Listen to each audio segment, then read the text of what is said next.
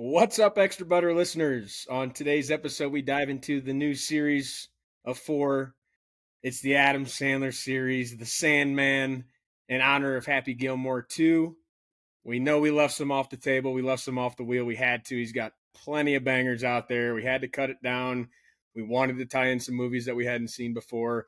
Wanted to throw in some old ones, wanted to throw in some new ones, different genres. So we got it down to about 20. So I don't want to hear it. We know it. We've got a backup list. I'm sure they'll come up at some point to add on the wheel, but right now we're dealing with what we're dealing with. Episode 13, Jack and Jill is the first one off the board. 2011 comedy with a little bit of drama. Widely known as one of his worst movies. I don't think any of us had ever watched it because we didn't want to hurt our image of the Sandman himself. We also talk about a new Screen Unseen movie that I saw this past Monday. Guy saw Jurassic World. We've got some Gears to Grind, and we wanted to add a new segment because we bitch a lot during Gears to Grind. So we're going to hand out some Oscars this week and see how it goes. We also had a couple guys that actually saw the Sandman live in Denver about a year ago. So I want to talk a little bit about that, who might have come with him, how the show was, how he was live in stand-up. So that should roll us right into the movie. And guys, find us on Spotify, YouTube, Apple Podcasts, and Amazon Music. We love to hear the feedback, kind of popping off as of recently. By popping off, I don't mean much, but a little bit better than we were before.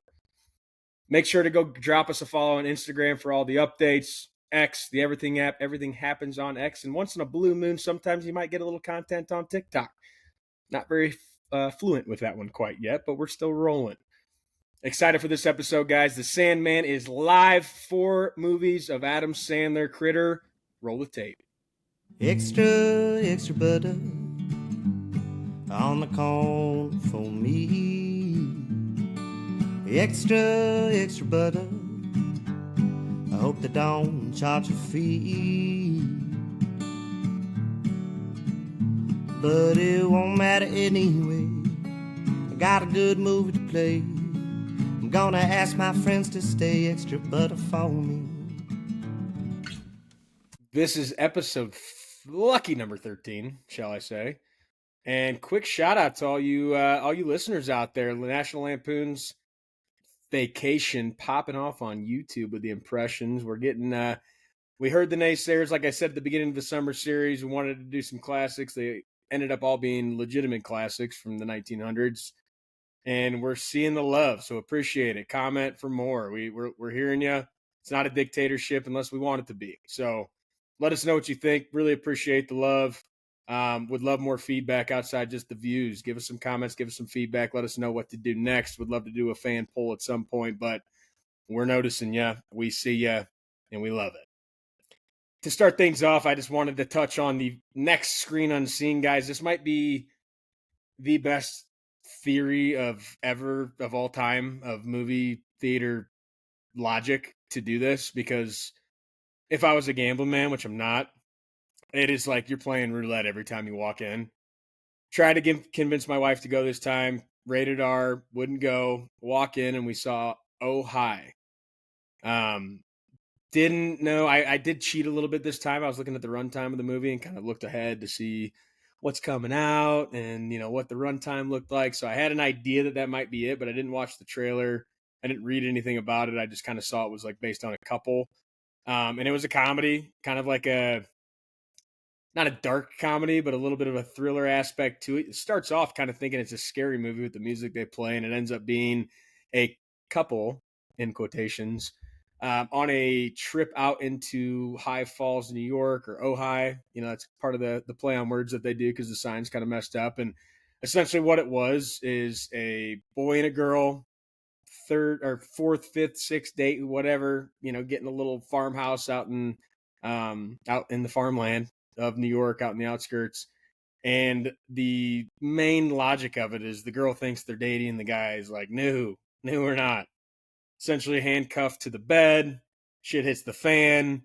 Friends come over. We're going to kill him. We're going to curse him. What do we got to do to get him to? I'm going to jail. I'm kidnapping this guy. I believe the main girl in it, Molly Gordon, is best known for her part in The Bear as Claire Bear in the Wild Hulu TV series. Awesome show. If you haven't seen it, check it out. I believe there's a new season coming out soon. Won a lot of awards, but she's in it. Can't remember the guy's name off the top of my head, but he was Percy Jackson to kind of kick off his career. He's been in a lot of movies. He's lights out. That's him. Logan Yeah. Lerman. Logan Lerman. I saw the trailer when I was at Jurassic World and everything, but did not realize it was that guy. Yeah, dude, it's one of those movies that I would not have gone to see out of my own like willpower unless like Chelsea would have saw it and wanted to go see it. So the fact that I'm there and this movie starts, the first line of the movie is basically like, "Oh, hi." So like you know right away what it is if you said it. You look up these movies like I did, and as soon as they say that, first off, always look out for that in a movie if they say the title. Second, you know what you're at. It was all. I mean, it's a solid movie. It's not going to make the top 10 of my all-time movie list by any means, but a good watch. I went alone as a guy to a girl lead, essentially comedy show, and it was pretty damn good. So I'd highly recommend. And I'm actually signed up to the July 21st, which I again tell my wife. They call it a Scream Unseen for a rated R movie, chills and thrills if it's going to be scary. So super stoked for that one. I have a I'm prediction also for signed you. up for the Scream Unseen, July 21st, 7 p.m. I will be there. Yes, sir. Got Always a prediction 7. for you. I think it's going to be that one we've been talking about a few pods ago. What's the name of it? Weapons. Weapons. I bet it's Weapons. I hope so, dude. I'm ready for that movie. I'm not going to look up runtime. I was already cheating a little bit, Brennan. I'm not. I saw the runtime. I'm not going to say nothing. Looked at the runtime, and then I was poking around and get a few ideas. Yeah, I won't do it again because I hated that I predicted what it was, but I still didn't know anything by the about time movie. I go. So yeah, I'm not looking anymore. The cheating's tough, but for all you out there that don't like scary movies, they do at least tell you Scream Unseen. Now, granted, 40 Acres was quite the kind of little bit of gory thriller. It was not a Scream Unseen, so you are gambling again with that. But at least the Scream Unseen, you know, point blank what you're signing up for. So excited for that one too. But again, one of the best things I've found. Shout out my buddy that told me about it, and I will never miss one. And I still haven't been burned, so knock on some wood. Knock on wood if you're with me. There we go. Awesome. And I'm actually, you guys will hear this next Friday, or today would be, I don't know, July 20th, July 18th, 19th, something when you guys hear this. But I am also seeing How to Train Your Dragon live action tomorrow. So pumped about that one. I will have a review for you in a couple weeks.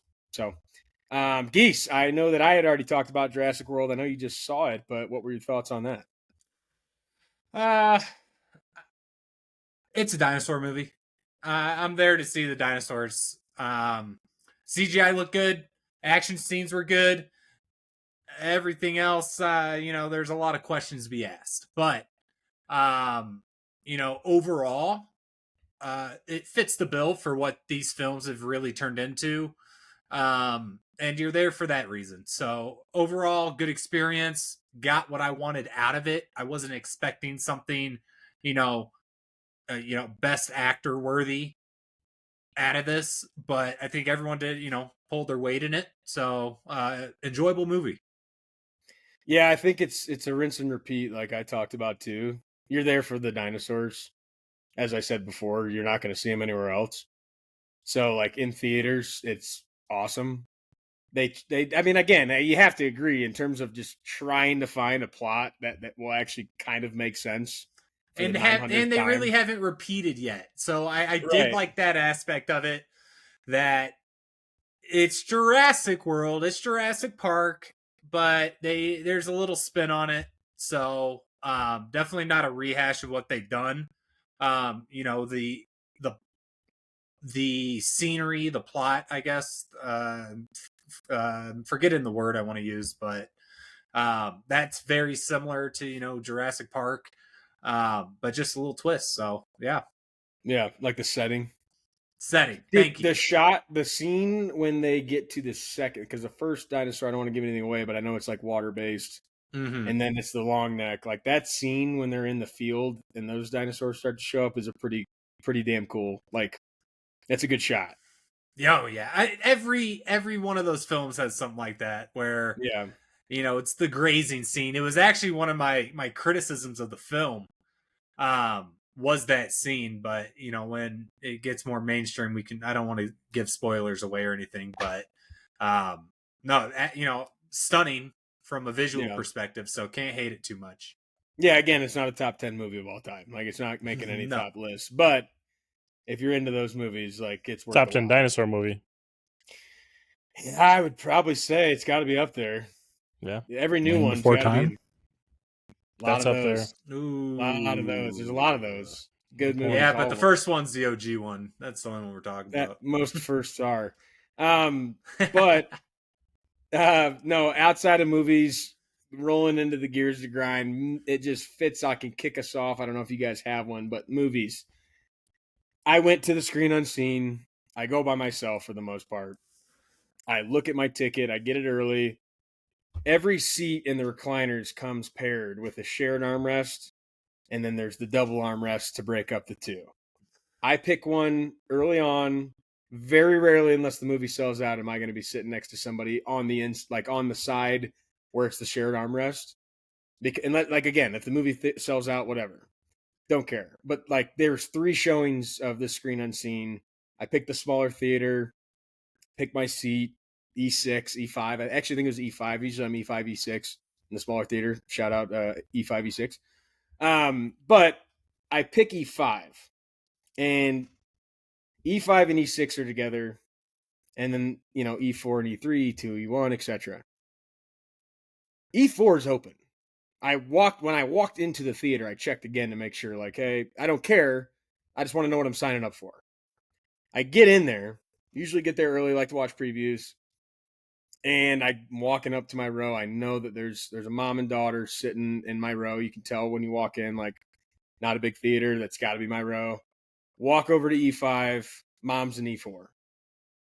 Sit down next to her. She kind of looks at me funny, like, "Hey, how you doing?" Whatever. "Hey, how are you?" What, kind of an awkward little exchange. I don't care. I'll talk to anybody. Sit down, recline back right next to her. Pop up the AMC app, checking to see if that seat's taken. It's not. It's not taken. The one next to me is taken. I knew where that was going. Actually, you know what? I'm an idiot. I'm an E6, so I'm on the right side. So the shared armrest is on my left. So I know somebody's sitting on my right.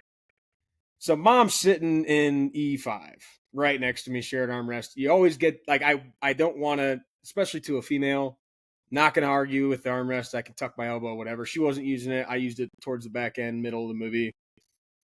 Like a gentleman. E4, yeah. I mean, it's not that big of a deal. There you go. Great visual for those that watch the podcast. This is how they look. They come in pairs. E4 is open, and then her daughter's in E3. Again, to my point, I like to have that seat because I'll set my popcorn down. You have something that you at least know you got the double armrest. Their E3 or E4, whatever seat was open, is just their purses, coats, jackets. Like, they knew nobody bought that ticket, so they just slid on over next to me. It's a minor detail, but I'm going to this movie as just a solo individual. I didn't care. We didn't throw a fuss about it, bitching about it now. Just sit in your goddamn seat. If you beat me in there, take the seat next to me for your shit. And then I can't do it. Yeah, I mean, then I lose that, but like, that's a battle. Whoever gets there first gets that space to put your shit down. I didn't lose. I lost the battle to get in there, but I would have much rather just it be like their shit, not like, hey, we just are now going to take up 3 seats and I'm going to sit next to you closer because I want to put my shit down here. Just sit next to your daughter. Like, yeah, I think that's the strangest thing is it's so weird. There's space, there's room there. It's like going to the urinal, you don't go and stand right next to the guy when there's 4 other, facilities available. Women wouldn't understand though, Alex. No, that's a good point as well, because they always sit next to each other, you know what I mean? Yeah. But the common courtesy of not leaving the space that's meant to be open. It's not like she booked that seat. Yeah. It was open and then chose to sit as close as possible to the other person in the area. And I'll be honest too, I didn't know it was actually a comedy. I didn't know the genre. There was funny parts, there's some serious parts. but her and her daughter, like, previews look at each other, yes or no, dropping F-bombs, laughing like crazy loud at these jokes, which whatever. And they're a seat apart from each other, so they're yelling. Yeah, enjoy the movie, laugh. It's fun. I'm laughing. We're all having a good time. But like, I think the initial impression of what I got when I got there, everything from there on just was a little bit escalated. Yeah. So if you buy a ticket, guys, sit in your seat. If you get there first, the seat's open. Take it. Put your shit on it. I lost the battle to get in there first. Put my popcorn down. Didn't actually have popcorn, so it wasn't a big deal. But sit in your seat. Like it's not that hard. It's just a very easy thing to do. More importantly, you gotta get there earlier. Sit next to the person you came with. Yeah. And you can see what seats are taken.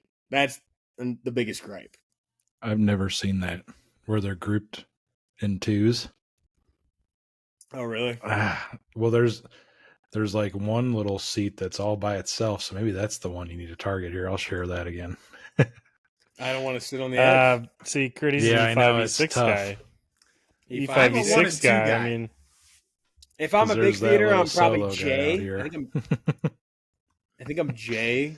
Yeah, you got that little solo dude out here. It's not. That's the cuck chair. We don't want to sit in the cuck chair. No. But like, it's just if you go with 3, then like, I just wouldn't even go to this movie. Looking at the seat chart, I would go a later time or the next day. Like, I wouldn't be like, oh, this seat alone is available. See, I don't care. No, I'm good. See, I'm a 1 and 2 guy, so I sit on the very ends. F, G, H. You guys ever watch a movie from the front row? Yeah, I have. It's the worst. I watched I think Rogue One, Star Wars, and I was just doing this the whole time. Midnight release of the Simpson movie in grade school. I was front row. Oh man, yep, that was tough. Midnight release of one of the Harry Potter movies. I always went with Lawson and his family because his sister was diehard Harry Potter, so she'd always take us. And more oftentimes than not, we're in front row, first 5 for sure. Yeah. Yeah, it's tough. But not really a gear to grind, but just to touch on me going to How to Train Your Dragon tomorrow for you guys a week ago, Saturday. But wanted to see Superman, wanted to take my wife to a movie, showed her the trailer. Not really into those type of movies, so we compromised, and we're going to see How to Train Your Dragon. So that's fair. Won't be seeing Superman, but I haven't seen the original How to Train Your Dragon, so at least it's a new movie to me, new story. I'm still excited. I honestly, like, to myself, and I know this could cause a riffraff here, not the biggest superhero movie guy myself. I mean, I don't dislike him, but I don't like make it a point to go see him. Superman looks good, though, and I wanted to go see it. Superhero movies have lost the audience. They're a little saturated. As a history of, definitely. Completely understand, but it's James Gunn. Crushed all the Guardian of the Galaxy movies. This one's going to be good. I've been seeing good reviews on it, too. I pick and choose superhero movies, which I think most people that aren't diehards of. And I know DC doesn't have as big of a movie following as Marvel because there's just not as much plot. Their movies blow, man. I hate it because I honestly think they have better heroes and villains than Marvel most of the time. You know, outside of like the OG Avengers, sure. But, I think the powers are better. The villains are better, and every time they just like Justice League, that is the Avengers of DC, and they blew it. They have like more iconic characters. Just Superman and Batman alone are like they made a 6-hour movie. Like who the fuck does that? Yeah, they don't have the production team or the directors behind it or anything. No, it's sad. Which is why I'm glad Batman and the Dark Knight movies kind of stand alone, but it's still part of that universe. But they don't. It's not tied into what they do as the DC. Dude, I wanted to be Henry Cavill so bad when I watched what do they title that one? Superman? Man of Steel. Yeah. I wanted to be him so bad. Henry Cavill is hot. I'll say it. I would typically disagree with you. That's a man's man. Yeah.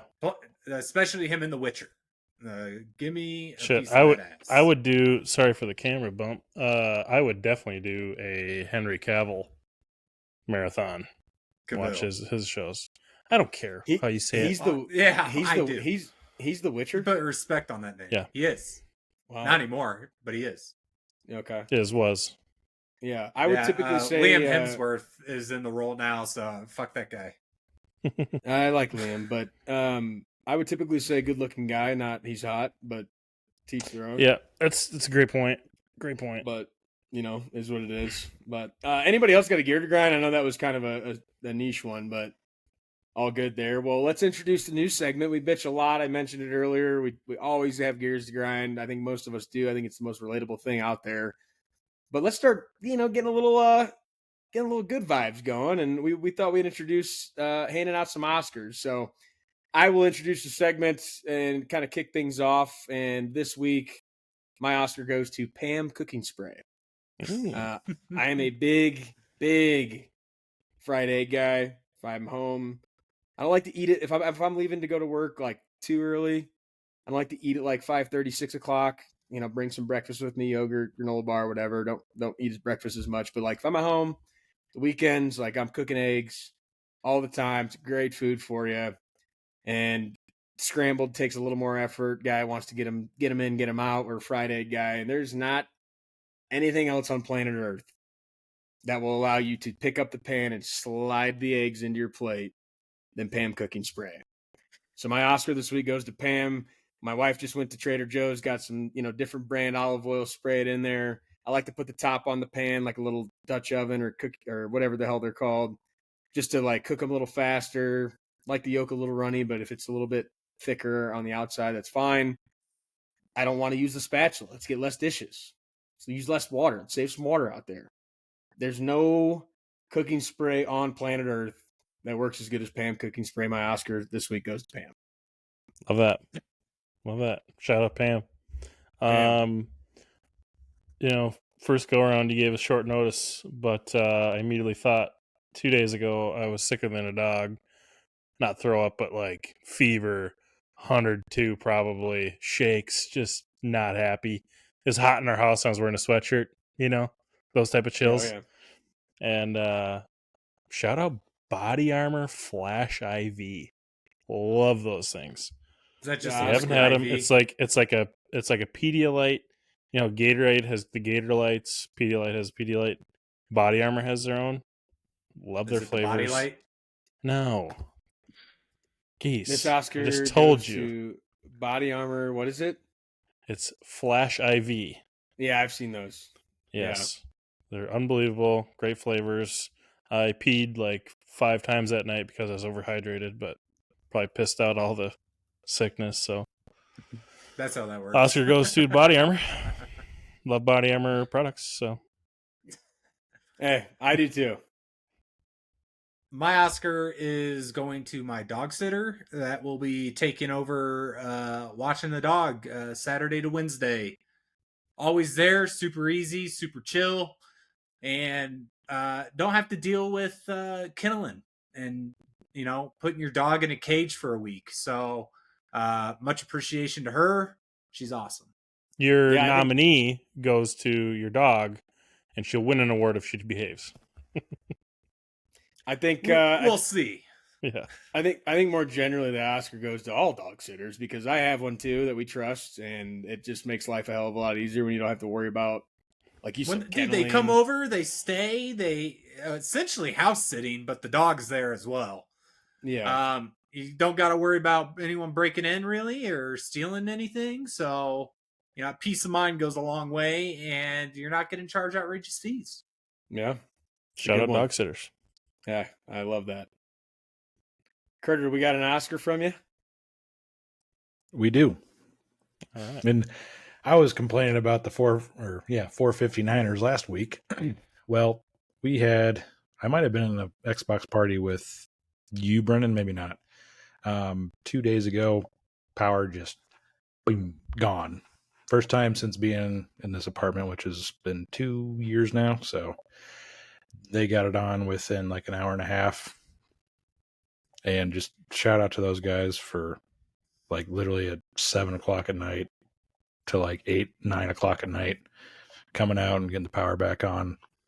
Just shout out to the utility emergency workers. So shout out linemen. Although the internet was still down.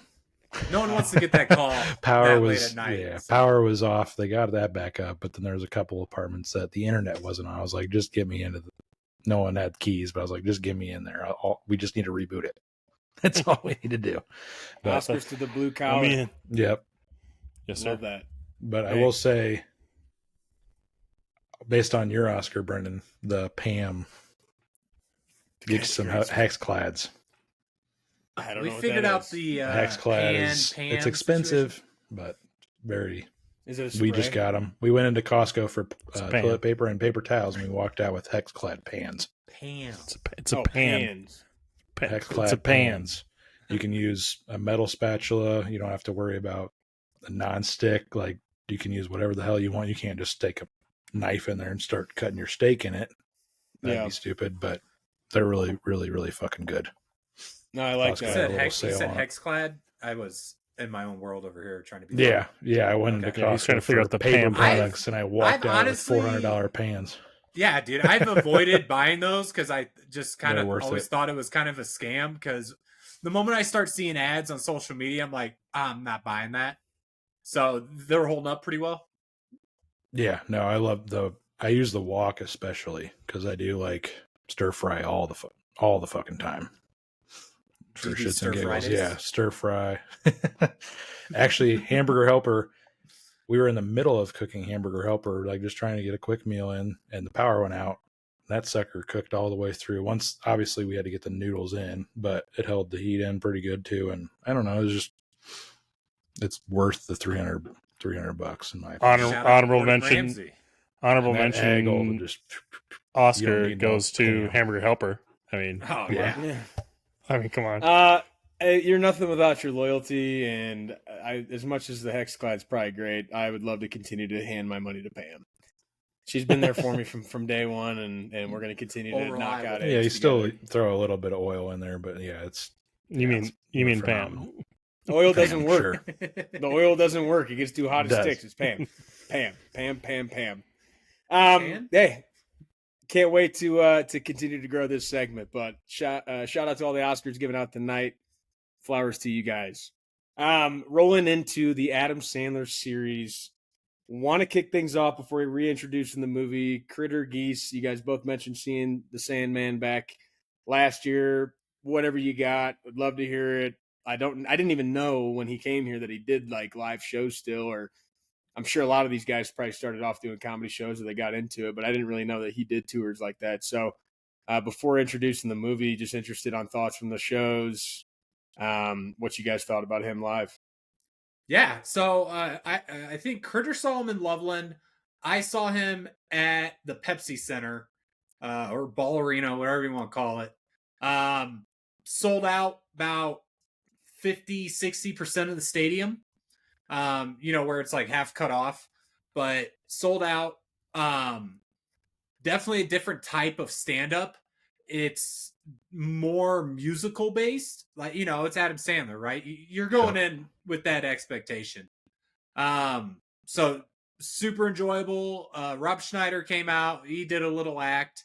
I think there's another warm-up guy, but yeah, dude, you're smiling, singing with him the whole time. So I also wore my merch all day today forgot we were doing the podcast today. So happy coincidence. Yeah, no, that's what I was going to say is just, it was a lot of music, but if you go in there expecting that, like just something really goofy, like Adam Sandler, like if you're going in there expecting a full blown stand up, you're probably going to be disappointed. But if you go in there just expecting goofiness, he had that too, it was right? Awesome. It's just music was a big part of it. Yeah, just wearing his sweatpants and just lounging out. And I don't think Geese had this, but Kevin James made a appearance in Loveland. That was pretty funny. He was in the crowd, and I'm like, oh, look who it is. Comes prancing up to the stage. So yeah, no, it was a good time. And during one or maybe even two of the songs, like they gave a little Chris Farley tribute, and that was awesome. Yeah, no, dude, he's the man. I think I'm excited that Happy Gilmore 2 comes out, I believe, July 25th. Probably shortly after you guys are going to get a chance to listen to this podcast. So giving tribute to him in terms of watching some of his best movies, just any movie that he's done, being the lead, being involved. One of my personal goats, probably one of the goats of comedy of our lifetime, maybe of all time, for those that appreciate his comedy and his humor. And kicking things off, ironically, with one of his widely known worst movies of all time. None of us had seen it before, which makes this podcast more exciting to get some takes on it. But Jack and Jill, 2011, comedy drama, classic Adam Sandler. Trav, tell them about the movie. So we got twins, right? He plays both of them. It's Jack and Jill. We get a little intro of, kind of how they grew up together, kind of the little Adam Sandler-esque comedy of the physical comedy, bumping each other and, just getting after each other while they're growing up. And then we get a little glimpse into his world. But throughout the movie, you see him playing both of them and a little bit of drama at the end. So let's get into it. Geese, what did you think? What are your thoughts? Did you like the aspect of him playing both parts? Were you impressed? I enjoyed it. Everyone has bagged on this. It won the most Razzies ever. So holds that record. So, critically. Can you tell us about what Razzies are? If you didn't know, not that I don't, but if someone didn't. Yeah, no. Razzies are essentially Oscars for bad movies, and Jack and Jill swept. So it's critically acclaimed, we'll say. But dude, honestly, it is a fun movie. I judged it hard without ever seeing it when it originally came out. I'm like, no way am I ever watching that. I laughed throughout the whole thing. There's definitely other scenes where you're not super into it, but I think it's hated on a little too much. Especially with like the twin aspect of it. It's definitely not a new concept for a guy to play multiple roles, especially twins. Lindsay Lohan, definitely Mary-Kate Ashley, actual twins. I thought the movie went into that type of relationship actually relatively well to give a perspective of what it's like. They go into their own languages and how they interacted as kids, and the differences in between their personalities, because they are different people. When you see twins, you just expect them to be the same. Yeah, I mean, I've got a lot to say to start things off. I've got a lot to say. First thing I'll say is 3% on Rotten Tomatoes is, I mean, that is just a criminal score. Criminals. I mean, 3% is criminal. I've seen plenty of movies. It got hate bomb. You can't give that to Adam Sandler. You can't. No. That's what I'll say. You can't do that. And a lot of what you read is like he created this obnoxiously horrible character in Jill, and like the fact that you're talking about that he created this monster is like, shout out to Sandler, because you're not even thinking that's him. It's literally a dude dressed as a woman, clear as day. Obviously, that's the whole point. And you're just, the whole critics scores and the hate is like he created this horrible person, this horrible character, terrible to listen to, terrible to watch. Like, but he created something that made you talk. And like, it wasn't his best movie, but it was classic Sandler. Classic Sandler.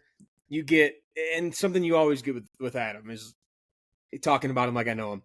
You get the cast. You're getting Spade. Like, you typically get Schneider. You didn't have him here. You get the guy with the funky eye. Like, you get, I think it's Bill Romanowski. I don't think that he's the one with the funky eyes, but he's in the movie. Like, you get the crew. Always. You're always getting the crew. You're always getting cameos.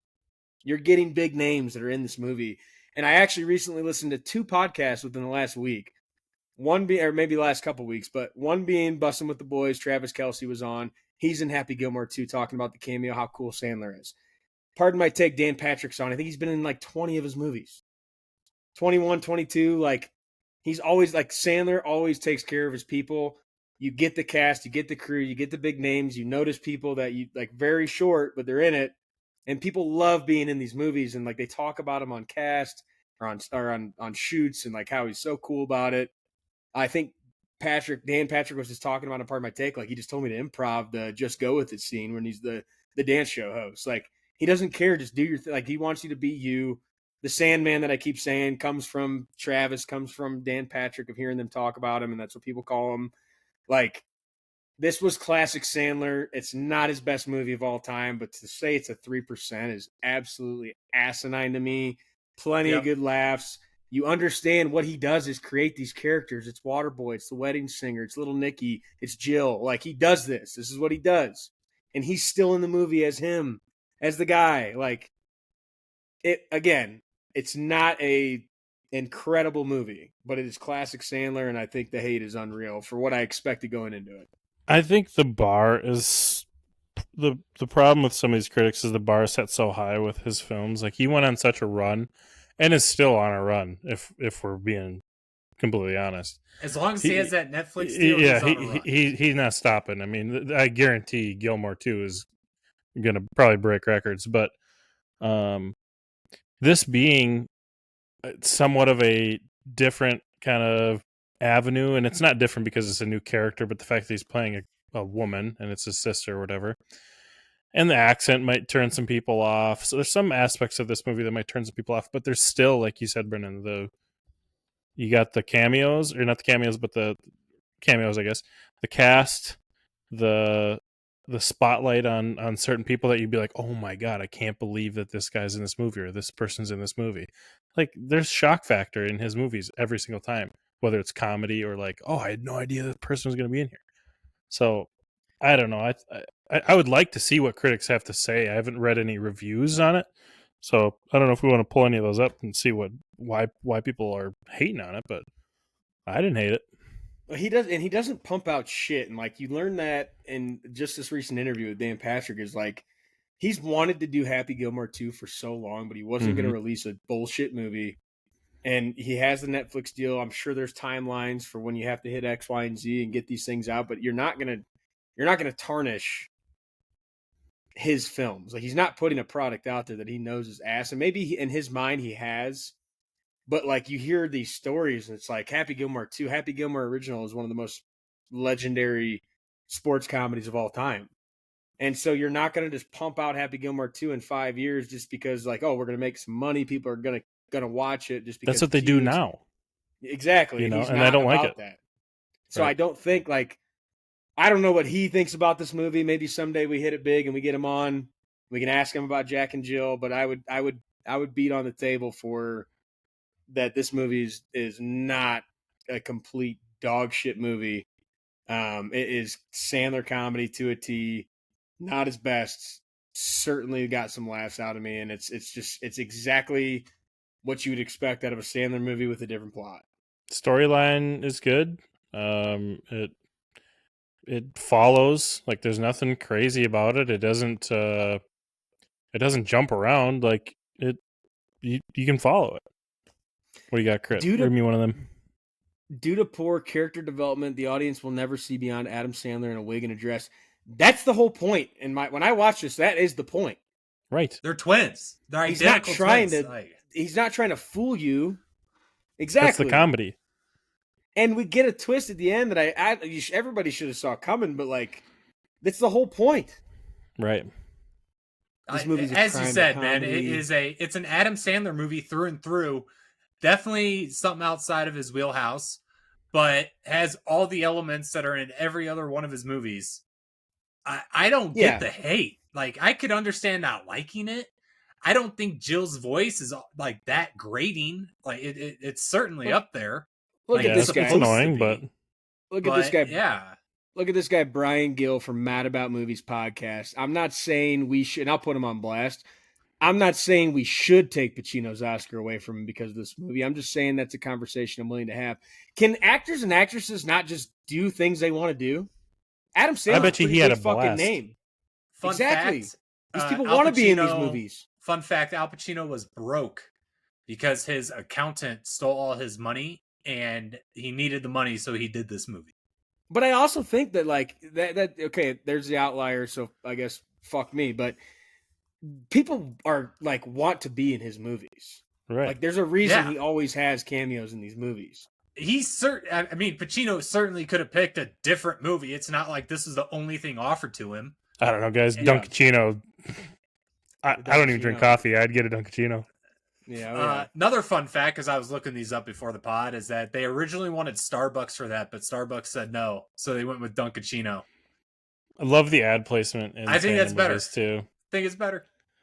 The Pepto in the first scene, or in one of the first scenes, dude. And Nick Swartzen is fucking hilarious, dude. That guy is so funny.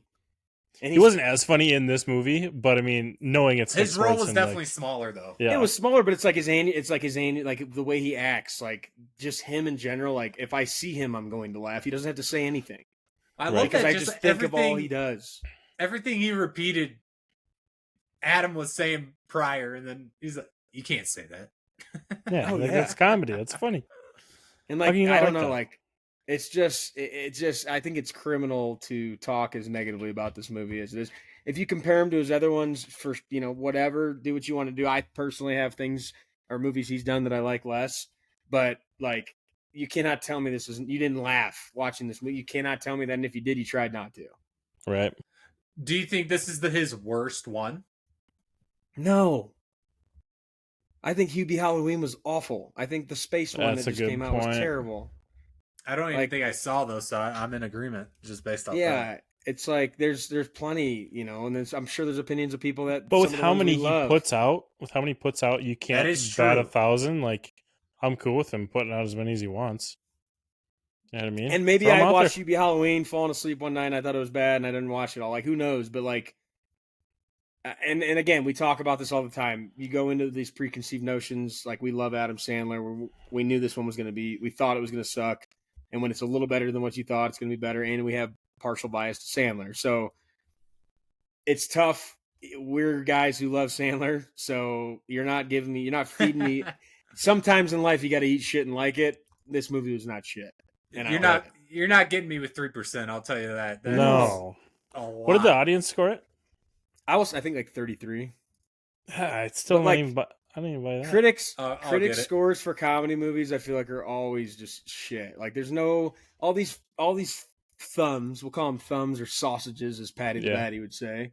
They want these great plots, and they like just laugh, man or woman, laugh. Right. Have a good laugh. There's funny movies out there. We don't need to be always reading some thriller or watching some crazy ass movie with this awesome plot. Like sit back and enjoy a goddamn movie. Crazy to me. Comedies always do terrible in the box critic scores. I think what ends up happening is those critics either talk to each other or they read other critics' scores and reviews, and they don't want to be the outlier. I feel like that's why critic scores either peg at 100 or drop beneath 50. You know what I mean? They don't want to be that one reviewer that everybody else goes, how did, we all thought it was ass. How did he think it was good? Well, let's just put a goal out. Give us a bucket. Give us a tomato, because we'll be the fucking outlier. I don't care. Yeah, I don't care. Get us on there and we'll battle. We'll go to war with Bill Gill, whatever the fuck his name was. How do we get a bucket? We're going to get one. I don't know. We're going to get one. IMDb has this at 6.0 or 6.4. I'm sorry. So I think better. Rotten 64%. Tomatoes. And to add to that, so out of all those votes, 19.5%, 8 votes, 10 out of 10. Really? 22%, 9 votes, 1 star. Okay. And there's more 8s, 7s, and 6s than the 5, 4s, and 3s. So I'm leaning. We need to drug test whoever voted that a 10 out of 10. First off, I'll be honest. Yeah. But it seems like the majority is in the better range from we saw it. We need to call Uncle Dana to get USADA sent over. Yeah, we need to get them some extra butter. I just think like these critics, man. Rotten Tomatoes has a 36% audience score. Know what you're signing up for when you watch a movie. Right. You know what you're signing up for when you sit down to watch this movie. Did you think Al Pacino? Did you think Al Pacino was going to be Scarface in this movie? No. Guys, we had a Jared Fogle drop in this movie. Like, that age is so perfect. Subway guy. We had. Yeah. You might have missed it. Not to skip ahead. Did you see Michael Irvin at that party? Oh, yeah. Because he was in there very briefly. But, like, those are the type, like, they want to be in these movies. Like, go to hell with your 3% because that is ass. Yeah, 116. I would 3%. say 36 to 55. I'm cool with, like, that's fine. Whatever. 3% is fucking criminal. It's criminal. We need to take they should go to buckets away. Jail. Can we find a favorable one? Let's find a favorable one if you can find a needle in a haystack from here. the critic score? We want the critic score. Can we get a good critic score? Right. I just want to see somebody that has I want to see someone that has a brain on their head. 3%. I doubt we're going to see one that's going to be very good.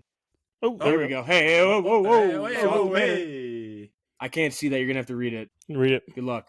We don't need the full review. Oh. Just give me whatever he says right there. Who's this guy? John Hazelton. We love him. Screen International. It's our guy. Hopefully. Won't make many new converts, but Adam Sandler fans will be plenty happy with Jack and Jill, a broad and endearingly loopy family comedy in which Sandler stars alongside himself and drag, and even more bizarrely, good job, Al Pacino playing himself. Follow this guy. John Hazelton is on our. He's on our. He's on our big board. Oh, we got another one. Okay, Michael A. Smith from Media Mikes. Hell yeah. The premise gets annoying after a while, but that is when Pacino shows up to make things interesting. He gets great laughs spoofing his serious side while on stage, and when his Oscar is accidentally damaged, zings the Academy Awards. Yeah, I could go without that review, but hey, I don't care. But like for a 3% movie, like those are our bullies right there. Those are the guys that we can relate to, and we would stand and bang on the table for them. We'd have a red tomato too. Maybe is there literally only 2 tomatoes on this thing? Yeah, probably 3% is pretty goddamn low. Aimed at Jackie the kids, Cooper but provides a few chuckles for the adults too. Plenty of I'm chuckles, in agreement Jackie. with that. Plenty of chuckles, Jackie. So we got 3 tomatoes on this. These guys stink. Get us our bucket. Get us our bucket. I think we need to start petitioning for our bucket. We're gonna get it. We're gonna find out. Critter, find out how we get a bucket. Let's get in the movie. I thought the intro was awesome, like in terms of like the twin shots. Yeah. Like loading in, like listening to them talk, intro, outro, kind of the same deal there, but like thought it was good. They set the stage. Obviously, this is a movie about twins. The opener, like that is it's a good open. Again, like they're telling you exactly what you're about to watch. I really want the twin people who are twins to comment on this movie because I feel like it hits different for them than anybody else. In exaggeration, right? Sure. And knowing Sandler, he probably did his research on like some things that twins do, like having their own language. Like, yeah, that's true, but I think that's pretty common. It doesn't sound like that. You know what I mean? Like that's his spin on it. You know, or like what's funny? No, yeah, go ahead. Well, I was just gonna say it's funny. Like they shoot these a lot, but like how fluent those languages come off is just hilarious. You know, he's a pro. He's a pro's pro. I mean, as much as people can hate on the movie or like some of the aspects, like he did his research and he worked his ass off to get it right. You know. Yeah. Yeah, and you kick things off. You find out Jack is a producer of some sort, commercials, right? Clients, Regis Philbin, right out of the gates. Like, I wrote down, I love Swardson. Like, you get these guys right out of the gates, man. It's like, right away, I just thought exactly what we've been talking about this entire time. I'm going to laugh during this movie. I'm not going to sit here and just hate my life. Well, and each character has like each line, and I don't understand why some of these critics aren't getting it through their thick skulls. Like, just follow along what these people are saying. Like, it'll tell you the plot throughout the entire thing. It's not that hard to figure out the plot. It's twins that are both played by Adam Sandler, and this is what's happening. They talk about she's got to come in, and Swartson's talking about, I got her flight. She wanted to switch it to 4 a.m. because of jet lag. Like, like just listen to the movie. It's funny if you pay attention. I don't think these people paid attention because they either watched it after the fact or they were just like, oh, I don't know. It's a Sandler playing a woman too. I don't know if I'm gonna like that. Just watch the frickin' movie and enjoy it. I feel like this movie definitely got reviewed, bombed, and then that just set, obviously, because I never watched it, it just set everyone's opinions of it. And I don't think the trailer did, didn't help. It did not help it. And like, I'll say it again. Nice struggling. Trailer didn't help it, but I feel like that really set it up to fail. Yeah. Well, a lot of the bitching is about character development, and I think that's all you need. Like what you said, Trav, change the flight to 4 a.m. for jet lag. Like that's all you needed for character development to realize Jill is a pain in the ass. That was it. Right. And you saw she's it in coming. the intro as kids. Yeah. The kids, when they're younger, like you see her hugging on him, like they're doing all this shit, they're fighting. Like they set that up, and then as soon as Swartzen tells him she changed her flight to 4 for jet lag, he's bitching. Like that is all the character development you need to realize what you're about to witness when Jill shows up. We and the car ride, the airport, and then the car ride is just a cherry on top to there's your character development. That's all you needed to know. If you can't figure that out, and if you couldn't figure that out, like I don't want to be mean, and so I'm not going to continue my sentence. But how can you not figure that out? Like that's insane. We need our bucket. I think what we need to do. We need to start our own website where we review reviews. No, we need our tomato. We need our tomato. Tomato. We need our tomato. The popcorn buckets for the audience. We're legit non-credential movie reviewers. Right yes, here. sir. Yeah. Excuse me. Tomatoes. But I think we need to review some reviews because this is getting out of hand. Yeah. Especially for our boy Adam. I do love the intro of this movie though, because it's again classic Sandler. It's always the like old photos and pictures. Old photos and videos of, them as kids. He does it in Grown Ups. So it's like he gives you the history and, the characters all up front with like who we're about to encounter. And then it shows their relationship before you even get into it. I love how we're just shitting on whoever that review was of character. Brian Gill. You got some work to do. I wrote down shocker because I knew this was going to be a conversation we have. Jill's the heel. Wow. Who would have saw that coming after watching the first 10 minutes? No idea. Of the movie? Yeah. I mean, unbelievable. And then there's a lot of good one-liners in this movie. She's sleeping on the bed till 5:30. I got to be jet lag, sleeps the entire day, wakes up, head sweat everywhere. Like, go get ready and then burn those sheets. Like, that is disgusting. Yeah. Oh, God. Disgusting. The sweat stain. I was just like, oh. But people that do that, like his films are so relatable. Like you don't even have to like the movie, but people that act like the people in his films. Check out my white pillowcase. It is yellow because your boy sweats in his sleep. It could be -10 in here. Everyone's got the stained pillow. It's cold. It's cold in here. Different. You get under the cover. Oh, it's cold in here, and then you wake up. You're drenched in sweat. I didn't care what temperature it is. Like I'm that guy. I'm that girl. Like whatever. But yeah. So that scene though, when she comes down and they're at dinner, and I'm sure we all took different parts of it, but the twin telepathy of trying to finish sentences or feel the same pain. She's smacking herself, and then her son Gary just fucking cocks her right in the face. Dude. I was dying. Like, how are you not laughing at that? That's funny. I felt that one. Pride in my son. Yeah, dude. Like that dinner scene. She's talking at the table, whispering to his wife, like about Otto. I think his name being homeless. Like just loud. Like we can all hear you. Like his little voices are just great. It's Ozzy. He reprised his role from the caddy in Happy Gilmore. Same character. Isn't it? Love it. I thought it was Otto. Red flag. Throw Otto? the challenge flag. Throw the flag. I want to win this. I don't remember the name. I want to keep my flag. I want to keep my 2 challenges. Well, I have to win both, but I'm throwing my first red flag. I need it. Get it out there. Give me a second. Who's saying what? He's got Ozzy. I got Otto. I might lose a timeout here, but I'm willing to throw the flag Shout early out on. Ozzy Osbourne. If you don't win the first quarter, how are you going to win the second? You know?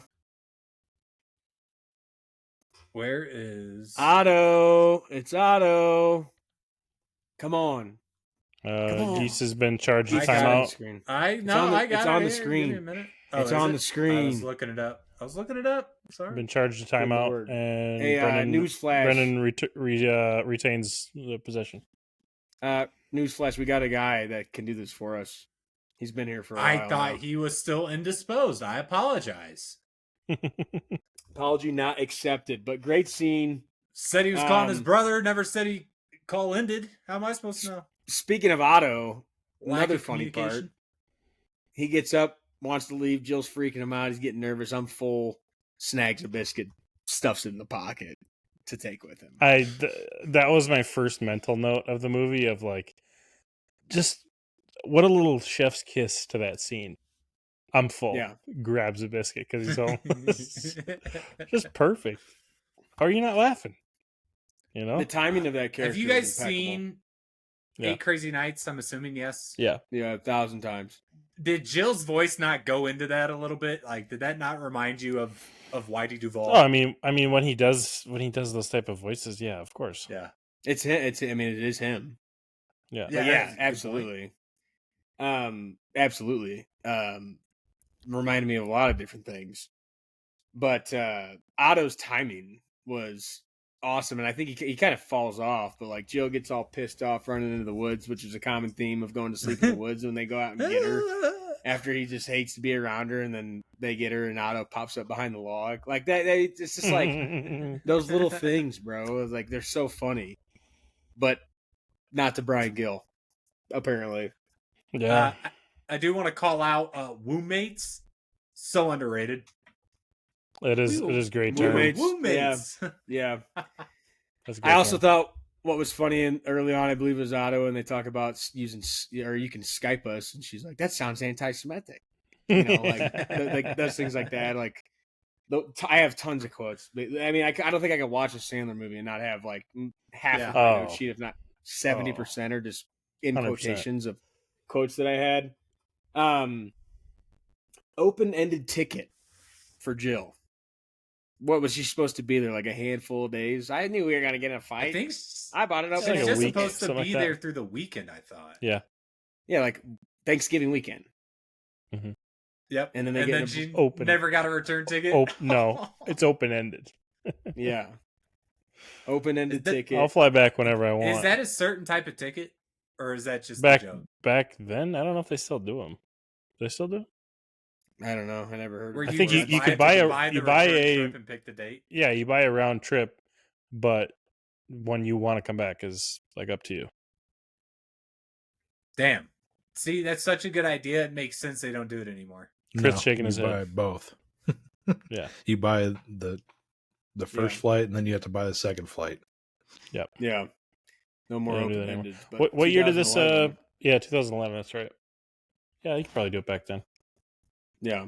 I never heard that term. I probably was flying. Did this Okay. movie glad. seem like some parts it was newer than 2011, and some parts it was like spot on for 2011? Yeah, I think so. I mean, I think a lot of the references, and like we already talked about Jared, Yeah. like certain things will bring you back, but I could see this movie have coming out a couple years I think ago. it's because That's what I'm this saying. film holds up today from like being 2011. Like, there's some about Adam Sandler movies that are timeless. I Right. think this movie fits the bill. So I feel like that might be why you feel like that. But yeah, all the callbacks, all the actors, Norm Macdonald, like absolute legend, R.I.P. like definitely makes me feel like, okay, that is 2011. Timeless is a Seeing good word, Jared, yes. like we talked about, blast from the past, because I'm like, dude, he was still popular in 2011. Like, it made me feel old as fuck. Yeah. I Good think point. what's cool about this movie is like you get a lot happening without rushing the movie. Like when she hands Jack the list of things she wants to do, be on a game show, ride a horse, do this, do that, and like They get right into that it. that happens like this, and like there's still plenty of plot left. She rides the horse, drops the legs. One of the funniest parts of the movie, and again, another cameo. Shout out Drew Carey. He's on the show, Drew Carey. Like he's on Price is Right, but he's in the movie. Like they weren't shooting. Maybe they were. I don't know. I doubt it. That scene of her knocking herself out on the wheel. I laughed out loud like immediately. Just didn't see it coming. Well, and then his response, Drew Carey's response, is also 10 out of 10.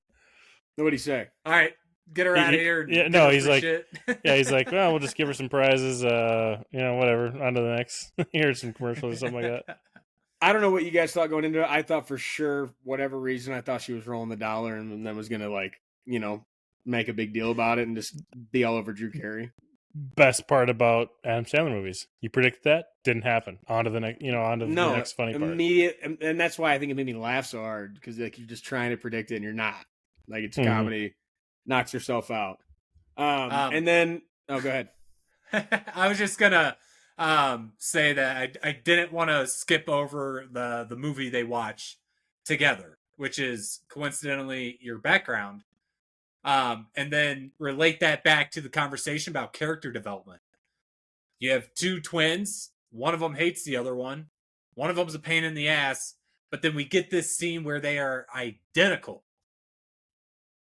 Right. Which goes to the fact that it's like these, like, I don't understand the hate because there is character development all throughout the movie. Like, these characters grow.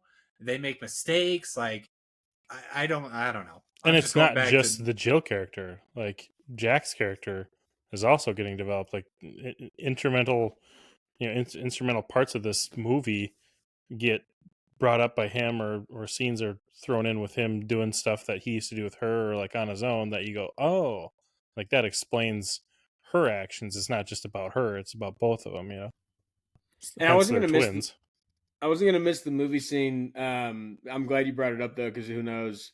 The jet ski pool scene of don't ruin my pool and just launches that motherfucker up in the air and goes to the umbrella. Like another great thing about Sandler too, he's gonna full send the CGI and full send the effects of a scene like that.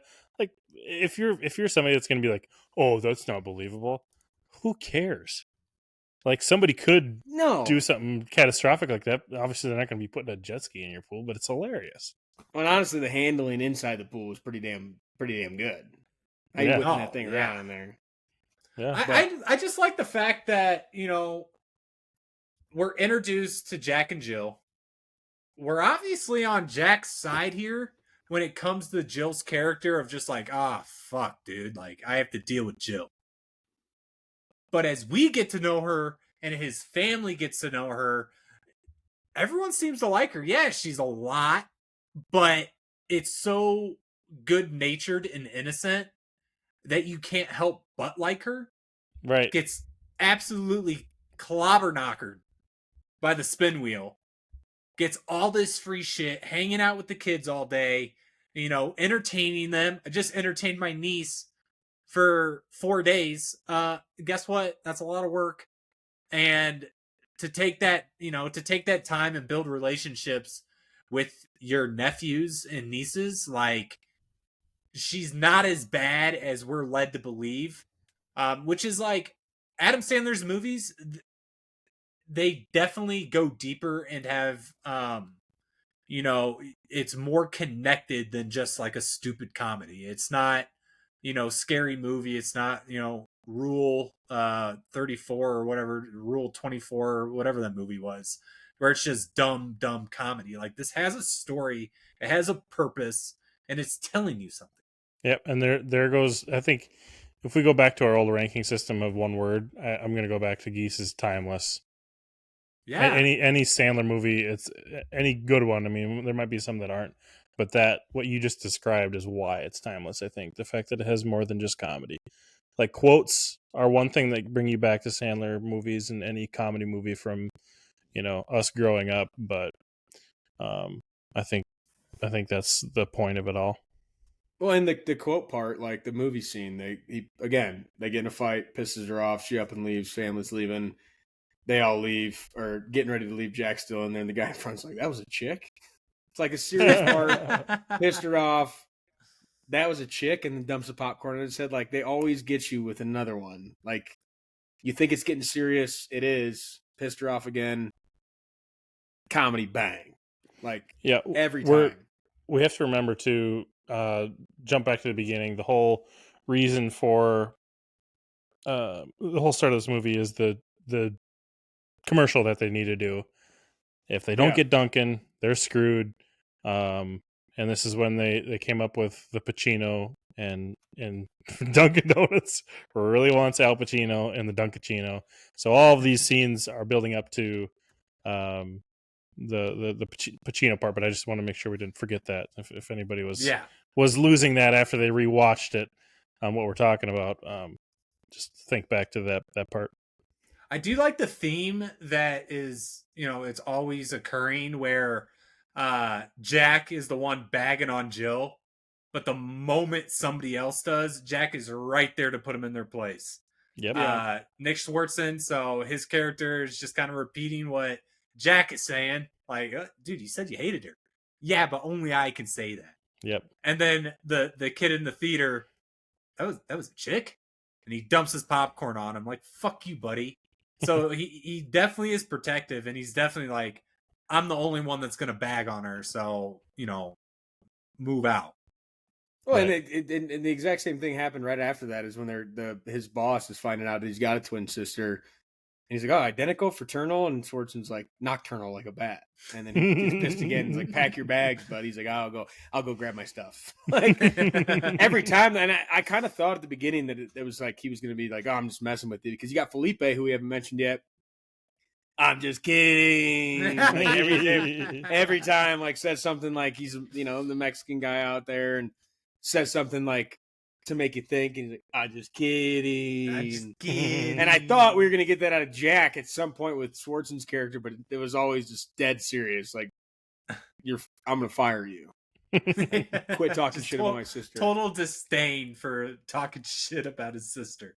Oh, and Jack's, like, I know, like, we're moving forward here, but Jack's thought process they get on the dating app, soulmate.com, whatever the hell it was called. Devastated, nobody hits her up. No, and even messages, the date, no even things. the date with Norm Macdonald. Just before shit. Before that, it's like Jack going to Craigslist. It's like the thought process. One, he's like portraying it as like, I want to get you out of here, but there's that backlog of he actually wants to see some sort of happiness. Right. And like, I think his heart of hearts, he does in that moment. He wants her the hell out of his house. The way that they described her on the Craigslist ad of being hot, crazy, personal masseuse and a knockout, and just thinking of those things that have already happened. Yeah. Like, what other movies are you getting that? No. You know what I mean? You're not. Like, that's why he's so good. All those words, like, they brought back to some connection. I know we didn't watch the personal masseuse scene. Like, it didn't happen, but they showed you. Right. Like, why he was using those words, and it's just callbacks to what we've already watched, and it's just funny.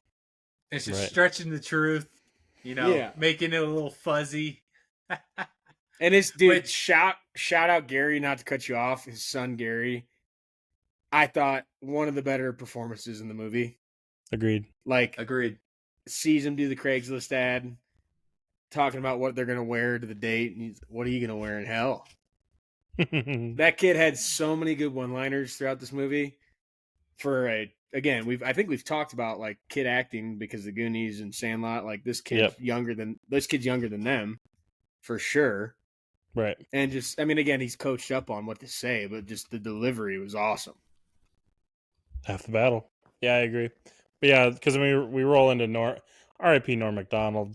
I mean, another thing with the Sandler movie, you'd expect Norm Macdonald to walk in and be in the scene and be like verbally funny, but he barely says anything. So just his presence itself is hilarious, and the fact that she's just talking his ear off and all nervous and anxious, and then doesn't work out. Are you talking about Fun Bucket?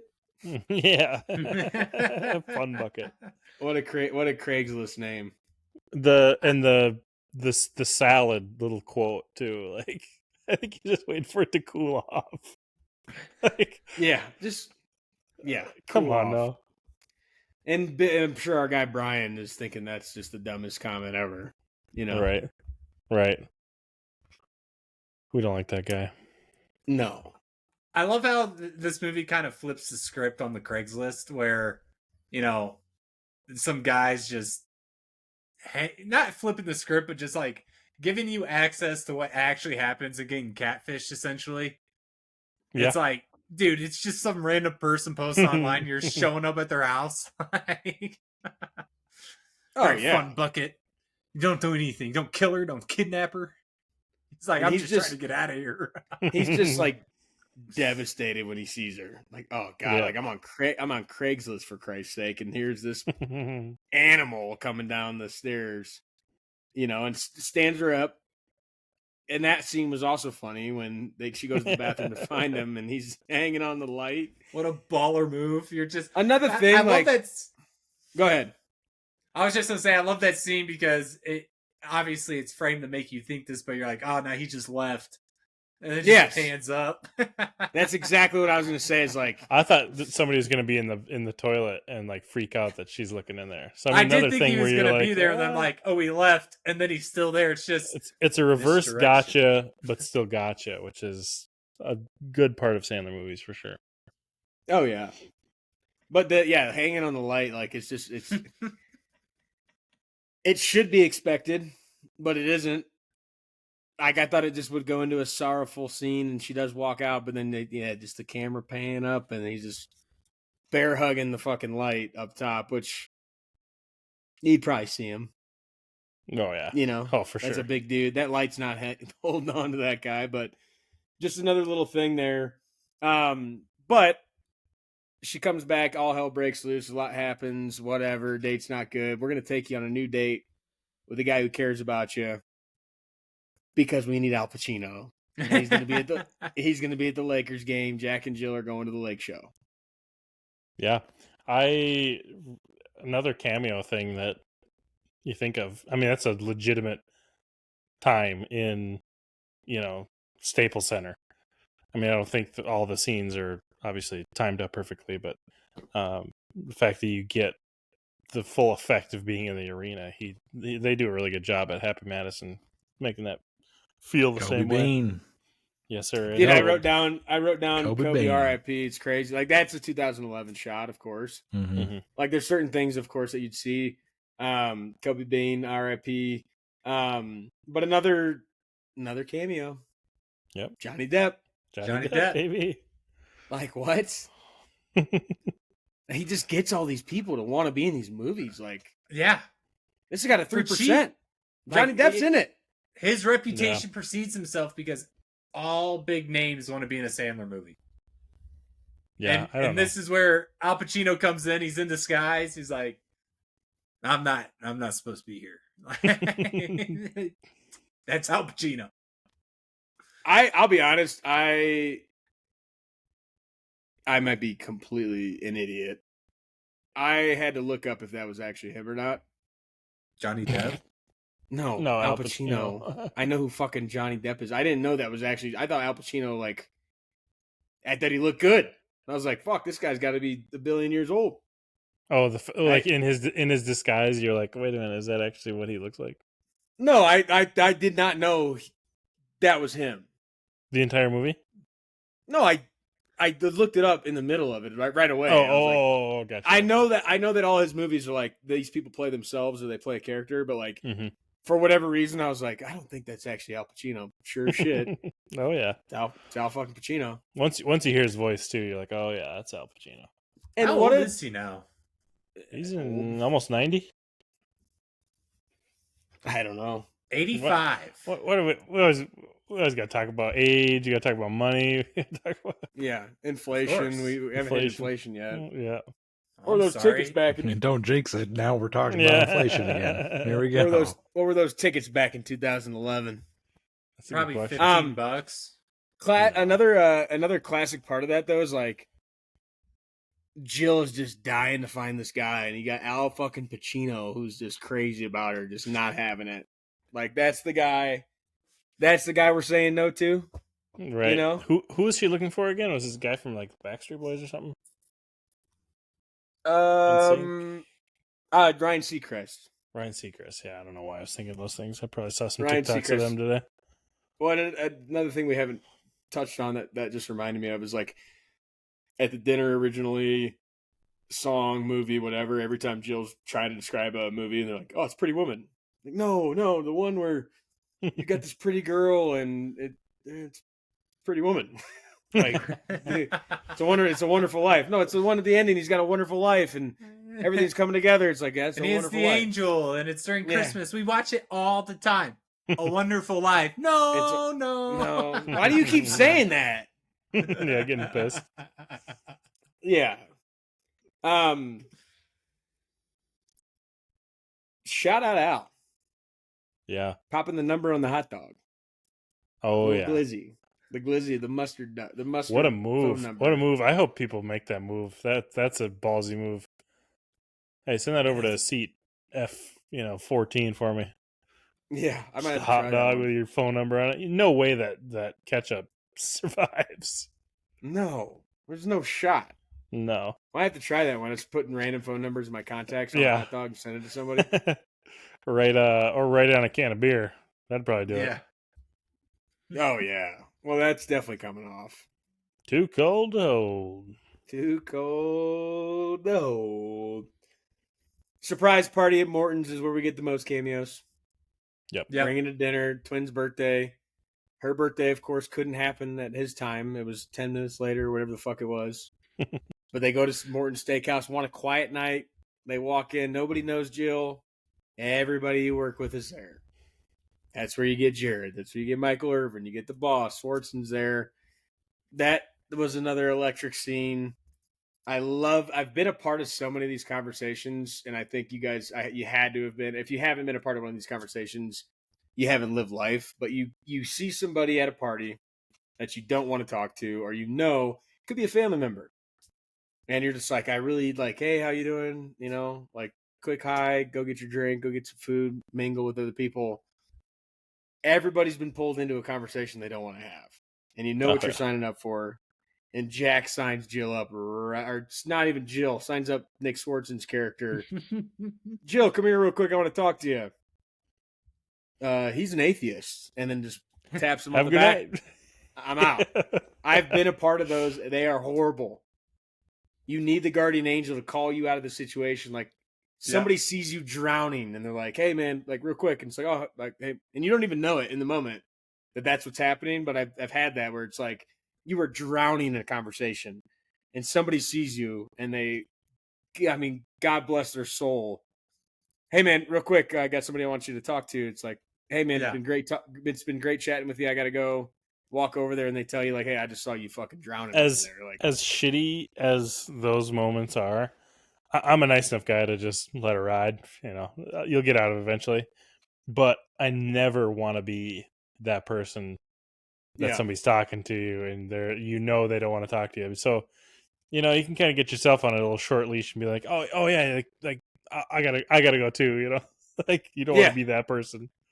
And you I feel like I have been that person though, because I have a tendency I'll say something and then repeat it with different words, and then I'll catch myself doing it. So there has to have been someone I've been talking to where like this, you just said that. You do that to me all the time. You do that on the podcast. Yeah, you do it. You do it on this. I told you. Oh, that, yeah. But I'm saying myself, like I'll say it and then I'll repeat it in different words, and then realize I'm doing that. You literally just said that. Yeah, and you don't really know you're that guy until like you'll never know. Like someone gets called over, you're like, oh no, dude, take care, man. They get over there, you don't hear the conversation, them talking shit like, dude, that guy. Whoo. Saw you talking to Alex. You got to get out of that fucking conversation. You don't know you're that guy. You never do. Yeah, the guy was just talking in circles, man. I had to get out of there. Dude, I saw you looking around. You're looking for another beer. That guy wouldn't shut the hell up. Like, I had to get you out of that. And it's like, you don't know that happened, but I promise you it did, because I've been the other side of it, and it's great to be there. Get me well, out and of more this. character development with this scene too, with the when you get into the cake scene and the emotional bits of it. You know, they just lost their mom how long ago, and she'd always say we would have 2 cakes, one for each of us, and they didn't do it. And then just quick trigger shout outs. We already talked about Jared, and I just had I'm on my AirPods. Quick side note here. I'm on my AirPods here. I got a tab open to VPS. I got to keep on rocking me, baby, on ESPN. Shout out ESPN for just playing ads in my ears while I'm trying to record a fucking podcast. Anyway, quick shout outs to the cameos in this scene. I know we had talked about Michael Irvin. We talked about Jared. ShamWow guy. Didn't age well. No. A lot of these didn't. No, and that's even funnier. That's even funnier that they didn't age well. Yeah, honestly, like watching this in 2025 and you going through the list of people that have had scandals and criminal charges on them is far higher than probably any other movie right now. Yeah. Aren't him and Jared in prison? Jared might be out, but he certainly went to prison. No. Jared's still locked up like Akon. ShamWow's got to be locked up. I think he's dead. I think he died. You're thinking of Billy Mays Hayes. Billy Mays. Hey, still kicking. R.I.P. Billy Mays. Yeah, fuck you. Yeah. Shot at Billy Mays like that. Don't ever do that to American legend. He didn't do nothing wrong. I didn't say he did anything wrong. He didn't. Billy Mays here though, with another fantastic product, and he had a lot of them. OxyClean. I've never used it, but love it. R.I.P. Billy Mays. No, I've definitely used OxyClean. Birthday scene. You know, Dan Patrick is in this movie. If you didn't catch him, if you don't know who he is, look him up. He's pretty big. But we get out of the birthday scene because Al Pacino, and this kind of cuts us into that second half of the movie of Al Pacino picks up Jill, takes her back to her place, got plenty of birthday cakes, got the personal chef, got the whole smorgasbord out for her. Tell my guy right here, cook you whatever you want. We'll get you plenty of cakes. And they didn't hit it off, I don't think, ever in this movie. And Al wanted it so bad. Oh, another layer of comedy that I think these moron critics, like, they already overlooked. When they were watching this movie, I guarantee the first little bit, they're like, oh, whatever, I guess I'll watch it. Do you even think these people finished the movie? You know what I mean? Like, there's so many layers of this movie that it's like, just watch it. And it explains the stuff that you either didn't get or didn't think was funny before, or it's going to explain what's going to be funny in the next 15 minutes. And right after that, Stickball in the house breaks the only award he got. I think it was an Oscar. Yeah, it was his Oscar. You'd think I'd have more. Like, you're not picking up on that, right? Like they, and not only that, to Geese's point earlier, with the fact that he was broke, like, people probably knew that in 2011 watching the movie and being like, oh, this dude's broke, and he's talking about, you know, should have more in the movies and everything. Another layer of comedy.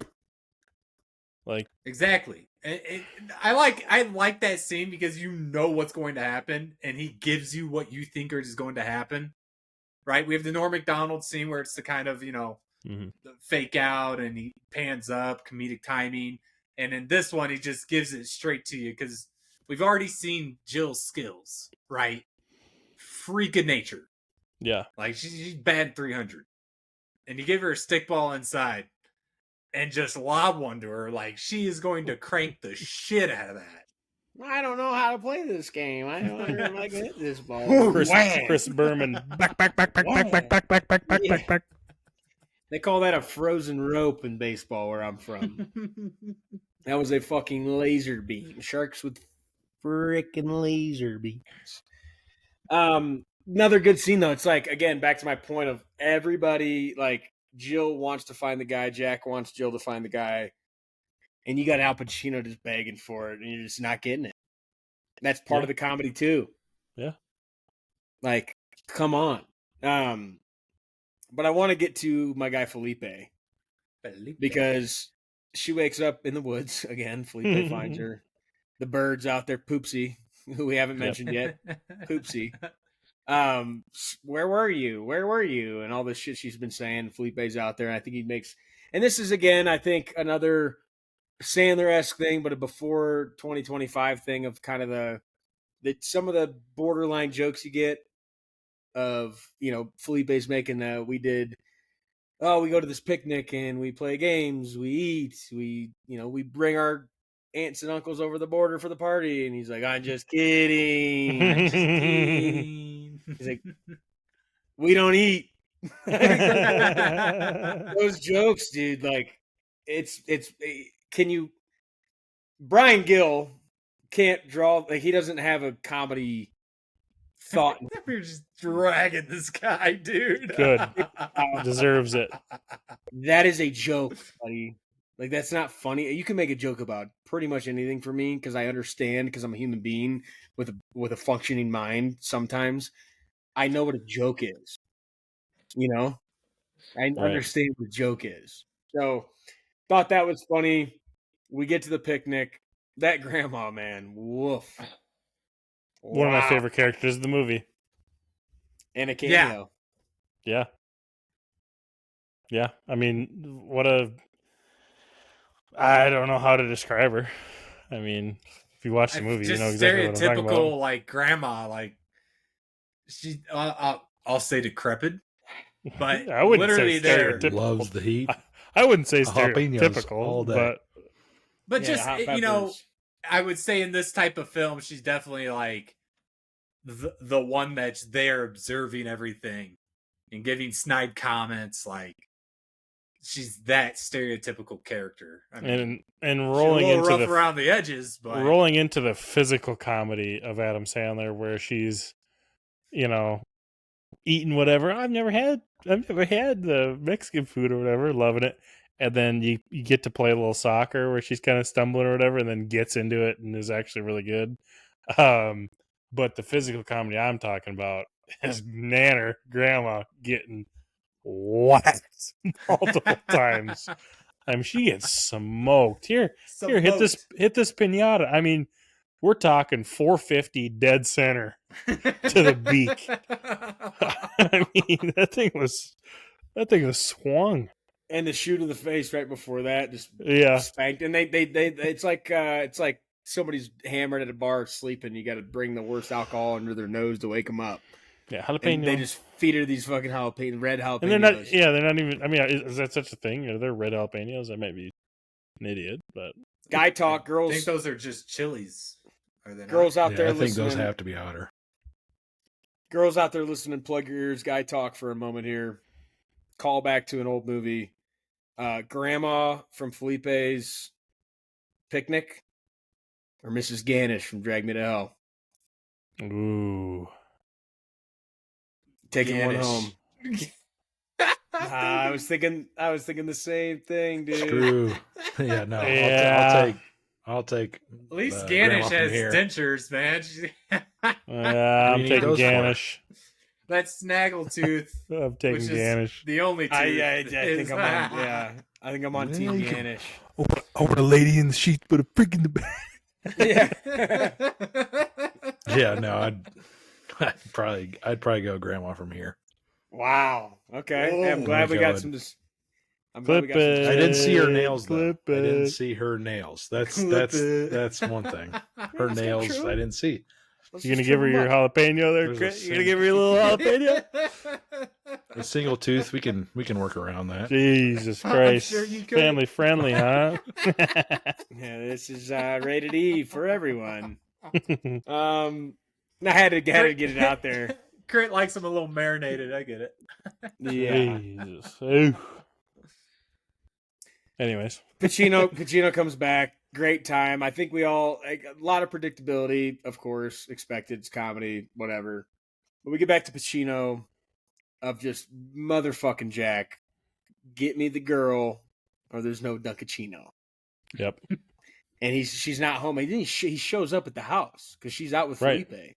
Right. And where are you? Just where are you?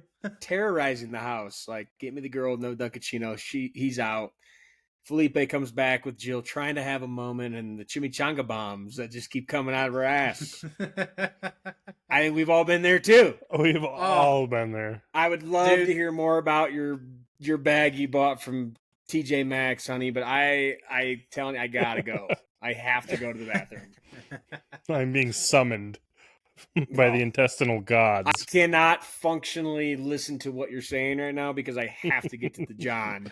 Because I'm about it's to blow not up that in I here. don't care. No. I don't want what's about to happen to happen. I am not going to be able to give you what you want out of me right now because I got to get something else out of me, right? You're right. Like I got That's when you're kids gotta getting cold go. sweats and clenching your cheeks. Oh. Like, if I release my butt cheeks right now, it is going to seep. My old man always calls it, you got to monitor it.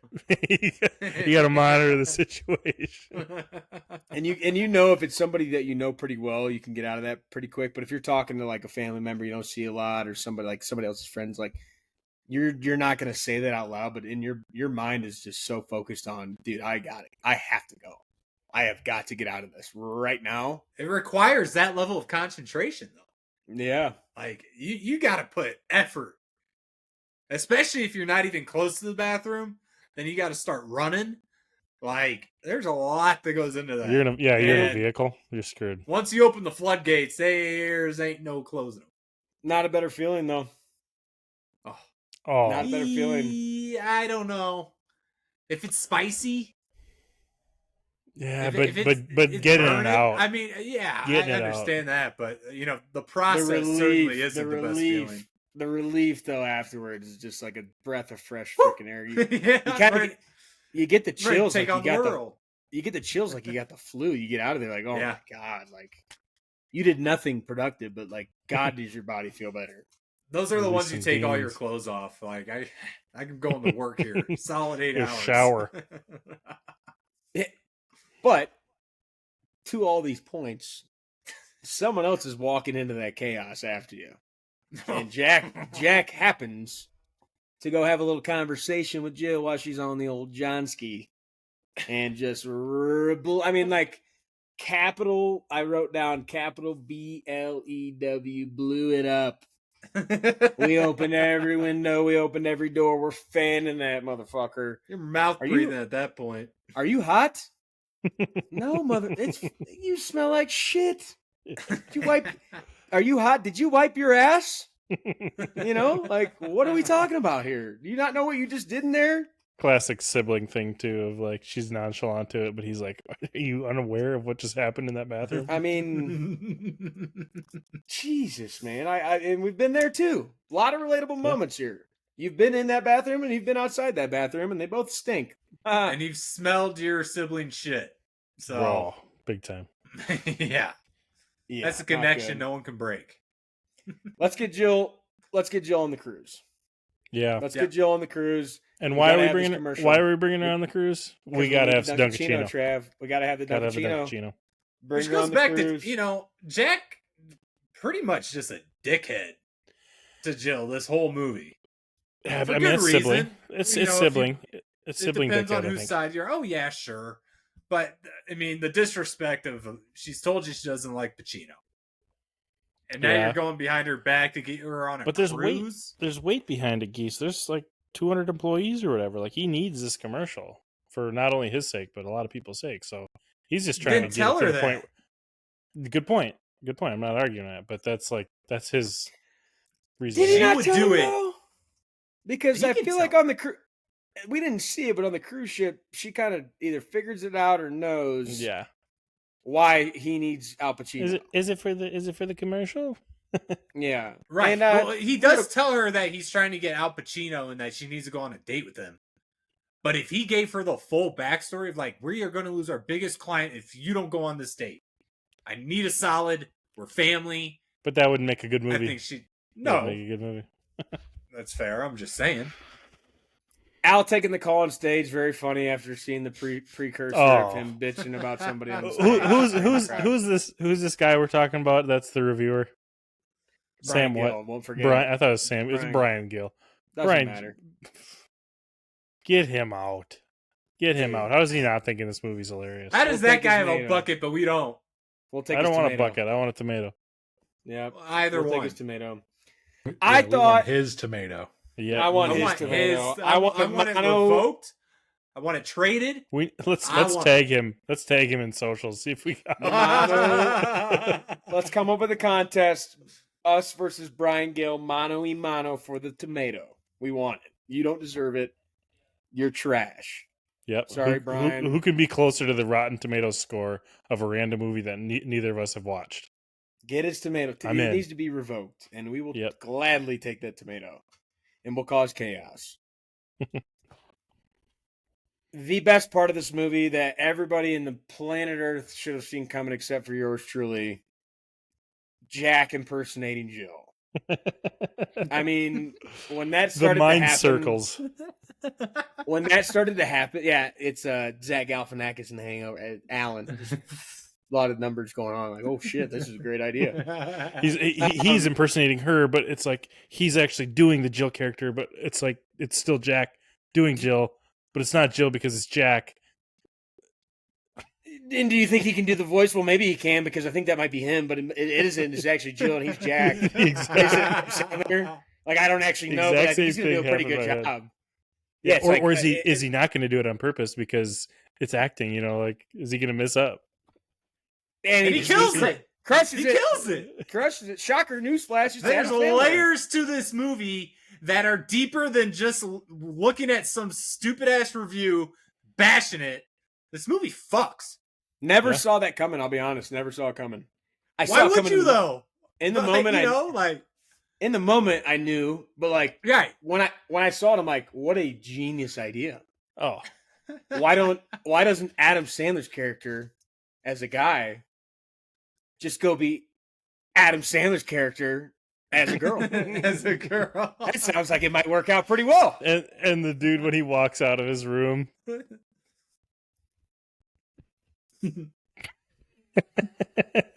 Dude. And not to jump too far forward, but he does it again to Jill. Oh yeah. Boom! Just I mean, that's a Mike Tyson right hook right The there. door came right off the hinges. I mean, clean. It's a cannon. Yeah. Kind of feel like we can blend a lot of this together because we're getting there already, but Yeah. kind of a shout out to Adam. Never as him. I guess they're both him. Never kissed another guy on the lips, if you didn't notice that. Not Al, not Felipe. Jill never did. Not to say anything's wrong with that, but like kind of crazy. I thought for sure at the end Felipe was getting a smack on the lips. Actually, shout Good out point. not to Adam. Smack that motherfucker on the lips. Let's go. Yeah. This is acting. You know? Maybe that's what it goes maybe to that's show what you Brian that you don't maybe that's what need Brian Gill didn't want Yeah. or wanted. But it goes to show you don't need it. Yeah. Like, I Yeah. didn't think about that. I'm glad that you did, and it reinforces why we have this podcast to discuss it. And the fact that you noticed that, because but you didn't need it. No, Trav, did you get Adam Sandler vibes? Or Yeah, I did the whole Yes. Yes. yeah, no. Hey, that was the layup. Did you get Chris Farley vibes during the Al Pacino Jack playing Jill scene when Al Pacino started to tickle him? He's like, Yeah. like stop. He just smacks him play. Like, dude. Well, I These think fries the are really reason, good. yeah, Lay the off, reason man, I'm why starving. the reason why you get that too is Adam and Chris back in the SNL days wrote together and performed together a bunch, so that physical Yeah. comedy will never get old. No. It'll never get old. So yeah, No, of course. It's timeless. But I did get Adam Sandler vibes the entire movie. If you were actually asking, I'm glad. I was hoping that you did, because if you didn't, that'd be little Brian-esque, I'd say. You know who right, did it? right, yeah. I do. Brian I Gill. actually do. Pick me, Brian Gill. Show me Brian Gill. Getting into the deeper parts of the movie here, right towards the back end, Al's just hitting Jack with some knowledge. Why do you like my sister? Or why do you like Jill? Bob? Or why do you hate Jack? I guess I should say. And just getting fed with bombs and bombs. Your brothers had everything. Jill's a Brother caring heart. sucks. Basically just shitting on Jack, and he's just eating. Now going back to my eat shit and like it, Jack was doing that because he had to hear it, and that's when you get it was a comedy drama. Most of them can be, most of them are in the Adam Sandler universe. And I thought it was important. Another good plot twist, like Al. Let me hit you with some knowledge, as my good friend Ben Stiller would say. And then he gets back to the boat. Jill's gone. He's wearing his melons as breasts. His wife's like basically fed up with him at that point. Like, this is exactly why she left. You're a fucking weirdo, psycho for this commercial. And that's when it kind of got a little bit more serious for an Adam Sandler movie. It was, again, like I said, a lot of these types of movies do. Yeah, I mean, he hit it. They hit it right on hit the nail right on the head of the apex or the climax of the movie being, like our confused state. Boom, Al's hitting him with all this stuff, and then they catch him red-handed for the exact reason why he's trying to do this, and he gets to the epitome of why you shouldn't be taking it this far, and by dressing up like your twin sister and going on a date with Al Pacino. I don't know who else is. Yeah, I don't know who else is writing that type of movie than Adam Sandler and hitting, but he did. Did you think we weren't going to get David Spade? No. Yes. You thought? No. And the only reason I know David Spade is a hallmark to Adam Sandler movies, but he kind of cycles out as the homies every so often, depending on schedules, when people are available. And the fact that we didn't see him up until this point, I didn't think we were going to get it. Perfect little zinger at the But end. he got him in there. Boom. And he's a chick. Yeah. Like, Jill goes into dinner, picture of mom, sorrowful moment, just getting ragged on by this table of David Spade. Monica, maybe. I don't remember. Yeah, I don't remember either. And you get David Spade. David Spade. And to your point, there's no Rob Schneider. Like, there are people that get cycled out, of course. But David Spade enters. They're just shitting on Jill, and like we all knew. And maybe if you guys didn't, maybe you guys can go sit with Brian at the next Adam Sandler film. You knew Jack was going to be at dinner. Like, you knew Jack was going to be at dinner. Did you guys ever expect Jack not going to be at dinner? No, he's showing up. I thought he was going to be inside already, but still. I do want to take this moment that. Before we get to that point, Jill arrives home. Had the utility company turn off all her electric and plumbing shit while she was out. Uh-huh. Really enforced the fact that Jack has his family, he's successful, has this massive house, doing extremely well for himself, has the maintenance guy, all these friends that care enough about him to give him a birthday party. And then we just get Jill's decrepit house, living by herself, not connected to anybody. Pool in the front yard. Yeah. And we, we get a little bit of, understanding, like, dude, Jill's been doing this by herself. Parents are gone now. It's only her. And Jack's been, just content with ignoring her. Well, and he's just not keeping in touch or paying enough attention because, looking back at it, you think of that opening scene where she brings all of her stuff on the plane. Well, why do you think she's doing that? Yeah. Why do you think she's got an open-end ticket? You know what I mean? So, Mr. Brian Gill, talk about that for character development and wrap it up. Huh? Yeah. I mean, it all makes sense. And stick that in your pipe and smoke it. It all made sense the whole time. To somebody with at least a 50 IQ, it made great sense. Loved the fight breaking out. Loved Al Pacino showing up as in character. Yeah, fighting the ceiling fan, and even him at that point was like realizing Jack was on Jill's team now, and he's like, "I'm over it. I'll do the fucking commercial. Your boy, we got one more surprise for you back home."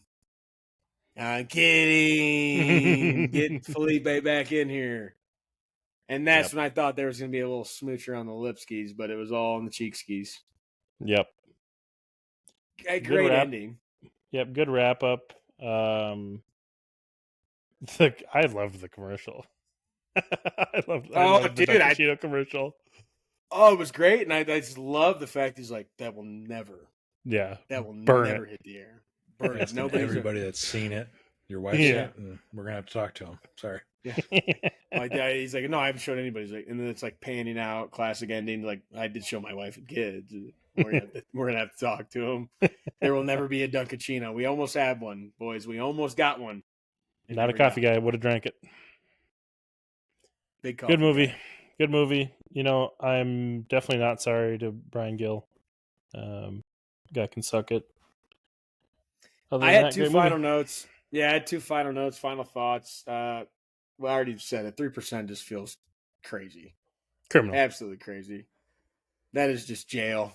Stamp it. Jail. And the language that I gave credit to earlier of the twin language that they had. So Sandler. So bad. Like, this is just so dumb. He gets cringe. He gets cringe and he throws the cringe in there, but it is Sandler, you know.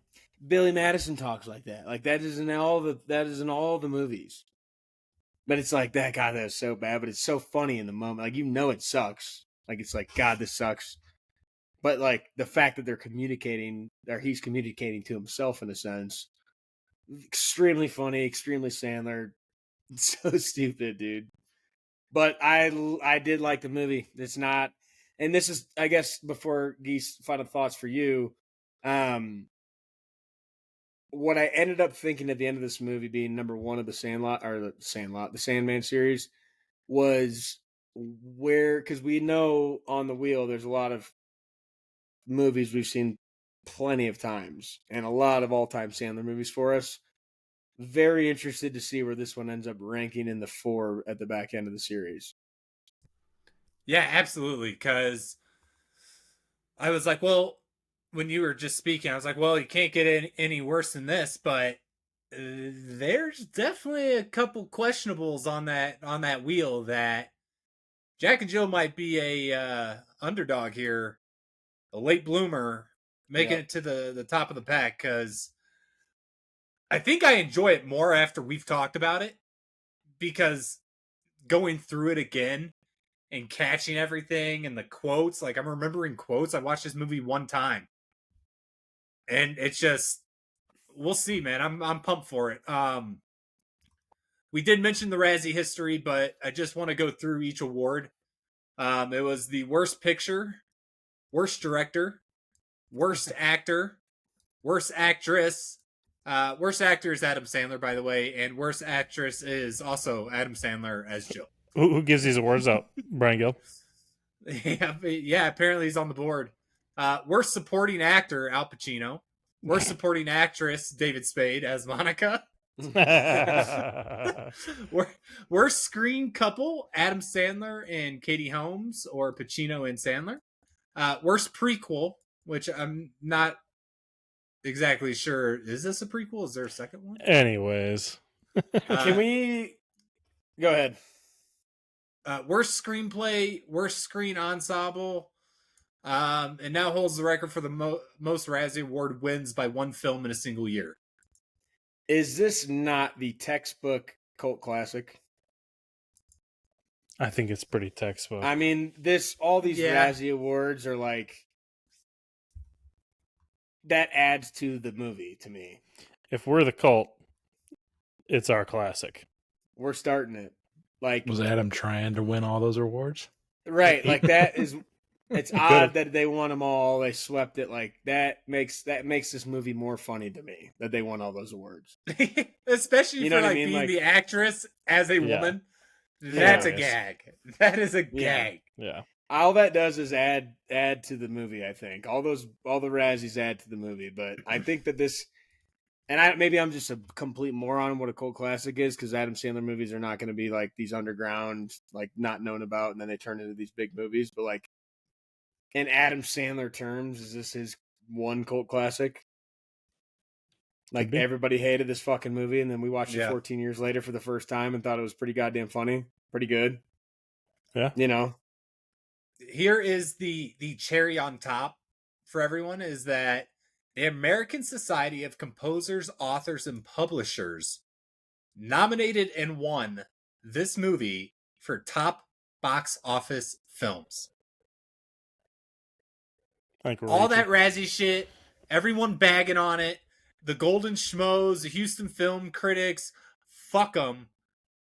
The ASCAP Film and Television Music Awards top box office film winner, Jack and Jill. There is good movie quality pieces within this film. It getting a 3%, as mentioned, is total bullshit. I will say this is my final thoughts. I went into this, knowing that it was said to be one of the worst ones, and I completely threw that out the window, knowing it was Sandler, and just enjoyed it. And I think everybody should do that. I mean, you probably already watched the movie, and I hope hopefully you felt the same way, and not like Brian Gill. But, yeah, it's Sandler. And if you didn't, let us know. Yeah, please. We'd love a little back and forth. Please holler at us. Disagree with you, but guys, I'll fight you. The Sandman series is here, and I could not be more fucking ecstatic for the next 3 movies. This one was one we expected nothing from and got a lot out of. We've talked about it. I said it earlier. The expectation levels always matter. We love Sandler. We're not going to go into one of these movies that we think we're already going to hate. We might have already seen it 1,000 times, but talking about it together on a pod is going to give us a different perspective, notice things we haven't seen, diving into some more of the small details of what Sandler movies are all about. But I am jacked up, no pun intended. Jack and Jill leading us off was probably one of the better things that could have happened throughout this series. But god damn it, do we have some bangers on this wheel for you. And we need to get this whole money thing situated, because I hit on something Geese hit this week. Like, yeah, I owe some boys. I haven't hit. I think we just, I don't know. I think I was like $2 or $3, and then Geese won $1. It's like, who gives a shit? I think we start sending that $1 or the $2 or the $3, or hopefully someday it gets to $20. Who knows? But like, do it immediately. Let's just ship it out. We gotta do it. Yeah, you gotta do it now. Yeah. Then when it gets high, then can we send it to your Cash App, Brendan, every week, and then you just send it to whoever, like we do with. I'll just leave it in the Cash App. Okay. Yeah. Okay. So we'll start now. Right now, it's all it's all wash. Bravo to those who picked them, because I'm over. After this wheel spin, I'm all-star. If nobody gets it, everybody send $1 to my Cash App. We'll hold it in there. I'll plug $1 in. If somebody gets it right now, so we're going to start this off as number 2. Then wash your victory. Yeah. Yeah. Okay. So all right, after this wheel spin, $2 to my Cash App. I'll plug in $2. Unless somebody hits it, then everybody send it to them, or you can send it to me and I'll just disperse it. If you win, obviously don't send me the money. It doesn't make any sense, but it would be nice to just have it in there and just send the $8 out. $8, $2 a piece, starting now. Send it tonight. Never have an issue again. Predictions. Give me Uncut Gems. I'm glad that you said that, because you were at the bottom and I was like, I don't want to start again. We're going to go to the bottom. Trav's on my bottom. Uncut Gems, first pick off the board. Geese, you're up next. Give me a second. I'm waiting for it. I'm going to go 51st Dates. I think I went with that last week. Holding to it. Love that movie. Love a lot of these movies. So. I also picked Uncut Gems last week. It's a proven strategy. I don't know what I picked last week, so that's funny. Chris, Crit, what you got? Well, based on Geese and I talking about the Adam Sandler comedy, or the stand-up, where he was singing a lot, I'm going to go Wedding Singer. Okay. Ooh. I'm going to go with one that I want to watch as well. One of the funnier movies I think that he's done, in my opinion. That's my boy. And without further ado, picks are locked in. Critter, spin that Good luck, shit. gentlemen. Good luck, fellas. Going to be a good one. I messed with the time on this one. Cash App. Nice and slow. Send it on over. I don't even see my movie. 20-seconder. Mine's gone. There it is. Oh. Keep going. Keep going. Keep going. Keep going. Keep going. Keep going. Keep going. Keep going. I don't want to send money. Sorry, Trav. Damn. Murder Mystery starring the... That's not a fox because that's a guy, but the foxy lady herself, Jennifer Aniston. I have seen this. I have seen this. I've seen this 100 times. Seen the sequel as well. Hey, shocker. I love this movie. Yeah, shout out to Adam Sandler. He doesn't make a bad film. Guys, I thought this pod was incredible. Find this one on Netflix. I already know that. Hopefully it's still there. I'd imagine it is. He's got to deal with Netflix. There's 2 of them. We excluded the sequel because we didn't want to watch the sequel without showcasing number 1. So I don't have a lot of energy left. This podcast was incredible. Adam Sandler's one of our goats, one of the goats of comedy of our lifetime. Guys, drop us a follow, drop us a like, drop us a comment, give us all the feedback that we can get because we want to continue to make this more interactive, more fun for you out there. Listen to every episode on Spotify, YouTube, Apple Music, Apple Podcasts, and Amazon Music. Give us a Prime sub if you got it. Might as well. Doesn't cost you anything. You're already paying for Prime. Drop the sub. It's free. Might as well do it. And the comment, feedback, like, subscribe, all that good stuff as well on social media, on Instagram, X, the Everything app. Everything happens on X, guys. You're the media. Tell us what you want to see. TikTok, promise you we're going to get ramped up on that. Don't know if it'll be tomorrow. Don't know if it'll be 6 months from now, but we're going to figure it out. We're going to find it on there, guys. And get out to the movie theater, screen unseen. You can't beat it. Jurassic World we've seen twice.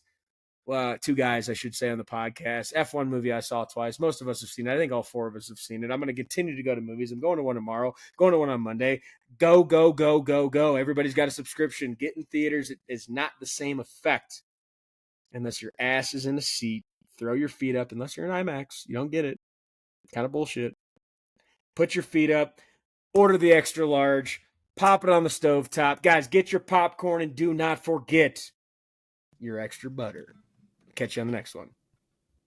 Extra, extra butter on the corn for me. Extra, extra butter. I hope they don't charge a fee. But it won't matter anyway. I got a good movie to play. I'm gonna ask my friends to stay extra butter for me.